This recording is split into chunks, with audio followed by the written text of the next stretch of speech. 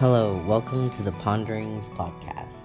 This is your host Milo, and in this episode I'm going to be talking about James Hillman's critique of modern humanism, specifically humanism's psychology. And this can be found, the critique can be found in his book Revisioning Psychology on page 180. It's sort of listed as three specific things that he's critiquing, and I'm just going to go over them and also keep referencing back to his definitions of soul and soul making to clarify why his critique is important, or at least it's a refreshing perspective, taking the human out of the center. So here he starts out by saying that psychology as an independent field is possible only if we keep our focus upon psyche, not upon what we today believe is human. So psyche, for Hillman, must be dehumanized. And what he means by dehumanized is basically taking the human out of as the subject or the center of everything. So depersonalizing. Not having everything refer back to or mirror back to the human, but rather seeing psyche as something that is present in everything and also that comes before everything. And psyche can be thought of as that which is the imaginal realm or just images. And what I mean by images, or what Hillman means by images, is not just visual images, but anything that has to do with sight, taste, smells, sensory perception, but also archetypes, myths, anything that resembles potentiality or possibility. And for Hillman, he sees this realm, this potential and possibility, this imaginative realm, as being as real as what we consider to be real, and seeing it as something that's hard to it's hard to distinguish between these two things. Specifically, on page 174, he talks about soul and body, and I'll go through this real quick before going into his critique, but I found it interesting that he sees soul and body as not entirely the same, but also not entirely different. Let me read this quote. So, but the moment we realize body also as a subtle body, a fantasy system of complexes, symptoms, tastes, influences, and relations, zones of delight, pathologized images, trapped insights, then body and soul lose their borders, neither more literal or metaphorical than the other. Remember, the enemy is the literal, and the literal is not the concrete flesh, but negligence of the vision. That concrete flesh is a magnificent citadel of metaphors. So, if we think about biology, and what we know about biology is that at the smallest level, we are composed of a myriad of chemical processes, and it's hard to distinguish the border between our bodies, the environment, the atmosphere, how much we depend on the environment, the atmosphere, specifically like breathing air, digesting air into our system, and then producing carbon dioxide. So there isn't a clear border between what our body is and the rest of the environment. Of course, we're a more unified subject than the air, and we have the central nervous system, but the border isn't as concrete as materialist or like naturalistic reductionists would propose. And so Hillman wants us to realize that we shouldn't take our bodies literally, and same thing with the soul. We shouldn't take that literally either. And again, the soul isn't this essence that is in us, like in Abrahamic religions. The soul is has to do more with archetypes and imaginative possibility and potential. And here he says that the borders between them is also indistinguishable. If we're thinking of mind, current cognitive science, they see the mind as embodied or even extended. It extends to couple with the environment. And what they mean by embodied and extended is that the mind isn't just in the brain. It's not in the heart, the humors, the nervous system. It's not in the pineal gland. It doesn't have a specific location. So that's very important to keep in mind when we're talking about soul. Hillman means it more to be like the mind of the universe. And it's not just one mind. It's a plurality of mind, of archetypes, of myths, of potentiality. So for him, his project to revision psychology is to bring back the focus of soul and soul making. This means that we need to dehumanize, which means to take the human out of the center and broaden out our perspective as not to be so human-centered or self-centered or ego-centered, but to be more, to engage in different perspectives, different centers, not just the personal or the human. So the first critique of humanism is this, that we have the human as the center. Here his first critique is feeling as God. So I'll read here on page 181. The faith in human feeling is nothing other than a new religion, a religion with teachers and terms, rituals and doctrines. But without gods, where did it come from, and where does its central fantasy of feeling belong in our understanding of psyche? The historical base of humanistic religion is not the humanism of the Renaissance, as we shall soon see, but the intellectualism of the Enlightenment. He goes on to quote Hegel's view of feeling and how it's not just this positive or the key to unlocking truth, but rather feeling also encompasses evil thoughts, murder, adultery, blasphemy, all these things. And to follow feeling or to see feeling as the way to truth is also, you're also validating the terrorist or the girl who kills for her cult hero, or because these people are also trusting their feelings. Here he says, feeling can become possessed and blind as much as any other human function when it is taken literally. So we shouldn't take feelings literally, and we shouldn't see feelings as God.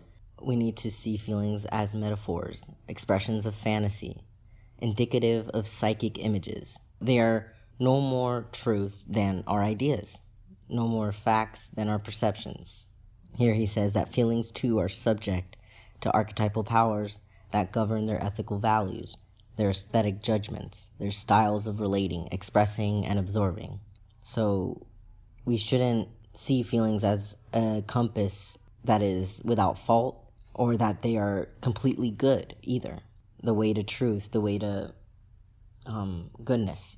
He wants us to realize how humanistic psychology, or contemporary psychology, is very focused on feeling as very good and healthy, that one should follow their feelings. Here he says, in therapy, it's considered a wondrous subjective event and a sign of objective improvement, and that following feelings lead one through. Again, he doesn't want us to take all these things literally, or all these things as being the one true way. You have to feel things out. Feelings aren't God. They have their faults. They are lures by different archetypes, by different images. It doesn't mean that those images or those archetypes are always right, but rather they're just trying to lure you in a specific direction. And Hillman wants us to realize there isn't like a right or wrong direction, but that we pay attention to that which calls to us, but have discernment and not see it as the end-all be-all. Again, if we take feelings as being God or truth, then terrorists or fanatics or religious fanatics, they're following their feelings. You shouldn't follow your feelings without question. Same thing, you shouldn't follow any archetype or any gods without questioning, any myths without questioning first. The second critique is the insufficiency of love. Here he names first that love has many patterns, and humanistic psychology focuses very deeply on the centrality of love as the meeting point of man and soul, or you just have to love yourself. You just have to, but it's never defined clearly what is meant by love or what sort of love is meant. And here he lists a bunch of different archetypes that embody multiple types of love, like Eros, Jesus, Aphrodite, Magna Martyr. Just who has sent the Valentine? Hillman does agree that love is divine, and he says that we should ask, again, who has sent the Valentine? Which divinity is governing its course? Hillman wants us to realize that love, similar to feeling, is not the end-all be-all. It's not the answer to everything. It's not the central point. Again, he wants us to step away from this monotheistic approach that focuses on one goal, one center, oneness. He wants us to realize that there are many different paths. There are many different centers and perspectives. Depending on which perspective you're approaching from, there's going to be different centers to go with them. On page 84, he says that each god loves according to his fashion. When Zeus visits love upon a human, there is a magnificent disaster with an extraordinary result, and this differs again from the disastrous results of Apollo's chases. Ariadne's love can embrace both battle-hardened Theseus and wine-softened Dionysus. What we need is an archetypal psychology of loving, an examination of love in terms of myth. He also says here that Freud's introduction of death into its purview has come to realize that soul-making leads beyond the pleasure principle, and that love is not enough. He also quotes Norman Brown on page 185, saying, "Love is a little moment in the life of lovers, and love remains an inner subjective experience, leaving the macrocosm of history untouched. Human history cannot be grasped as the unfolding of human love.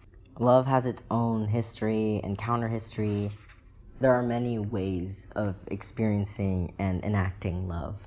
Again, it's humanistic psychology simplifies it as the center without acknowledging the various manifestations of love: possession, loyalty, unconditional, conditional. He also says on page 186, to take love as the principle of psychotherapy is again to find a monotheistic panacea for the imaginative complexity of our psychic life.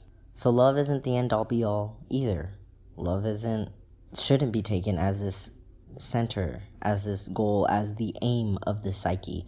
Love is complex, and it has a multiplicity in its nature, which encompasses the good and the bad, and the neutral. And finally, the third critique of humanistic psychology is the egoism of forgiveness. He sees forgiveness as the other side of guilt. Here on page 186, he starts this section of forgiveness of the egoism of forgiveness. Quote, "Forgiveness belongs also to ego. Forgiveness belongs also to ego. As ego's cry for relief from carrying the whole world on its shoulders.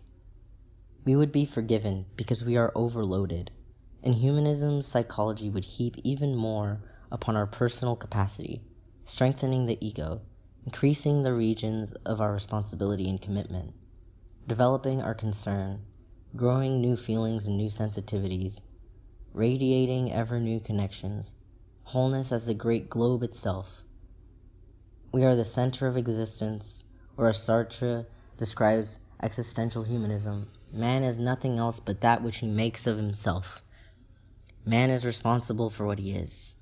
And he wants us to realize that this is false, that of course we fail, and having this forgiveness as very central, or the fact that man is responsible for what he is, of course we beg for forgiveness, but the reality of the situation is that we fail, and we can never be great or superhuman.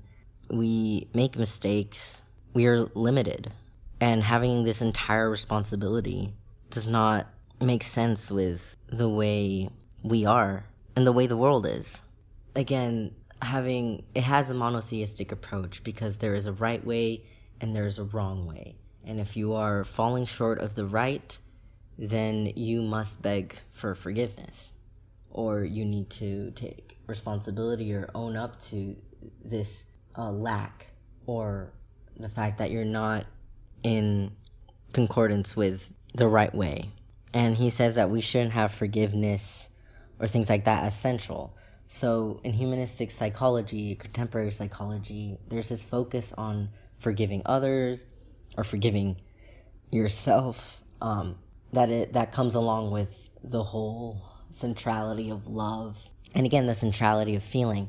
He's saying here that the issue isn't human at all, or isn't centrally human, that there are mutations in nature, that there is decay, that there's death, that humans aren't the only ones that are limited or fail, and that it's not only a human problem. Humanistic psychology has its roots in these concepts of sin and redemption, even though it claims atheism or to be secular, but it still has these monotheistic myths that it operates on, of having the self-realization goal or self-actualization, or again having these specific things as ideals or centers that unlock a good life or something. But Hillman again wants us to step back and realize that it's not that simple. There's complexity, and this complexity is always a part of life. There's always ups and downs, ebbs and flows, and there's not one way or one path or one perspective that is correct. On page 188, he describes this, the multiplicity and complexity that is in humans and that we should be aware of. So he says on page 188, even if we dismiss history and look merely at contemporary events, our view of the human must include how humans actually behave. It must include their psychopathology. If we are to fulfill the humanistic ideal by becoming fully human, then we are obliged to remember that the process of that becoming means saving the unforgivable. By saving, I mean remembering, keeping the pathologized experience and its images safe in memory. The process of individuation, or the work of soul-making, is the long therapeutic labor of lifting repression from the inhumane aspects of human nature. This process eventually embraces psychopathology untransformed. So we have to have kind of a full view of humans, of the atrocity, the tragedy, the pain, the suffering, but also not have this light at the end of the tunnel or an approach where we're always looking towards the infinite or the unlimited, or these are all different facets, and growth cannot occur without decay or limitations or growing pains. And growth is not the only goal either. There's a point when growth stops and there's death, but that death provides nourishment for new life, the subsequent lives, the environment. I think his critique of humanistic psychology, or just contemporary psychology, is very important because there's still this immense striving for self-realization or self-actualization or wholeness, something that is glazing over the fact that our limitations, our suffering, our pathologies are very natural, and we need a better way of approaching and engaging with these experiences rather than just repressing them and glazing over them, or trying to fit them into like a holistic positive psychology, trying to overcome them or something. They're always going to be there. There's always going to be decay, death, and our limitations. And what's nice about archetypal psychology is that it encourages curiosity, and it encourages you to go deeper into different experiences. Of course, not to sulk or to ruminate, but to engage differently with these experiences by not trying to make them go away or to repress them or suppress them. And it's not focusing on feeling entirely either, but on what it's like to look at the world through a depressed lens, or what it feels like in your body, and what it feels like to relate to others and the environment around you in these different states. All these states have their place, and there isn't one right way of being in the world. Well, I hope you enjoyed this podcast episode. I've been enjoying talking about Hillman. Thank you for listening, and I hope that you stay tuned.